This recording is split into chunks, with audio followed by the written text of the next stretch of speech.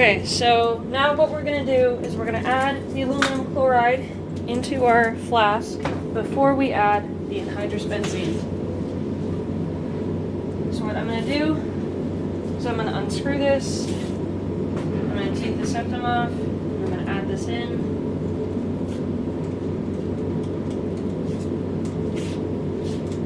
And that should be all of it.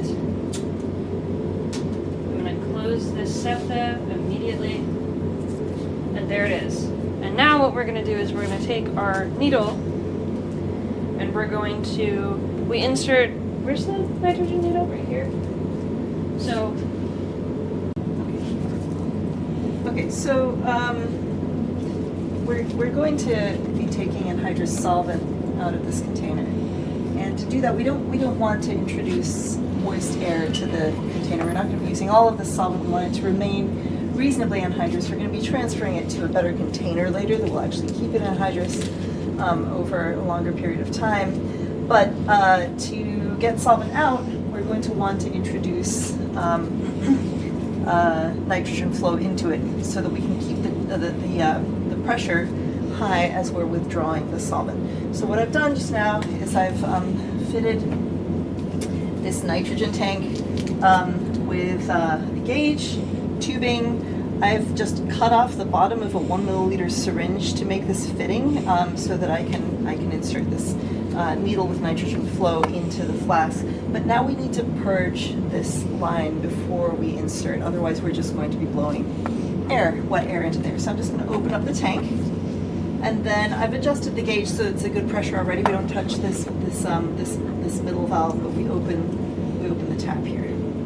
And so now I've got nitrogen flow. You have to be a bit careful to feel it. Okay, so I have it going slow. Yeah. I can't feel it with my hands.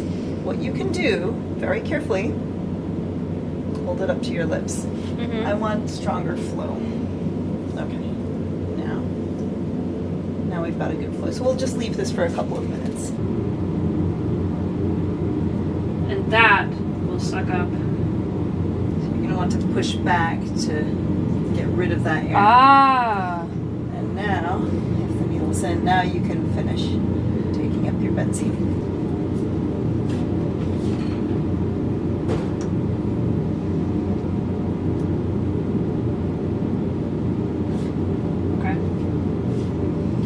That is 10 milliliters of anhydrous benzene, and what I'm going to do is I'm going to insert it into here. I'm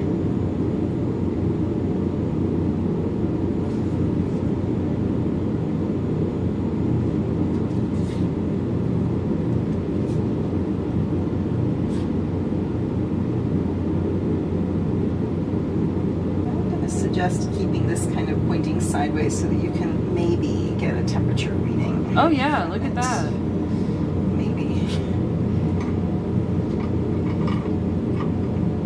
While stirring. It's not going to work. No.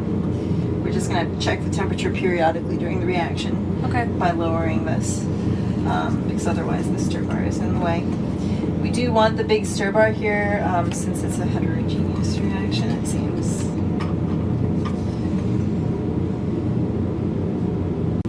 So now we are going to add our tert-butyl chloride in, and so what I should do is I should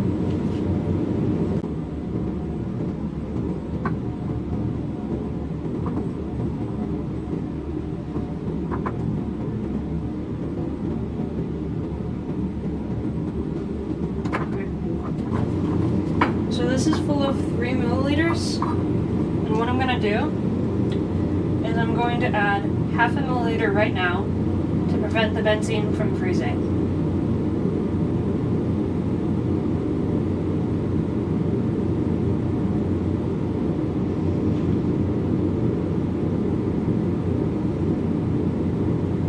Make it a little view of that.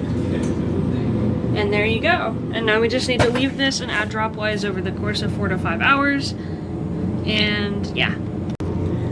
So we're about, what, 4 hours into the reaction? So I've been slowly adding this tert-butyl chloride through this syringe as I've been watching over this.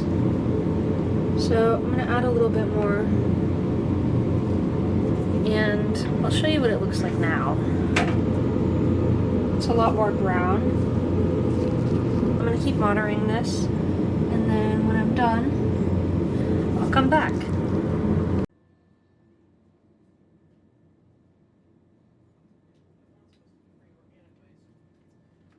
if I just pop this back in a second? Yeah, I don't mind.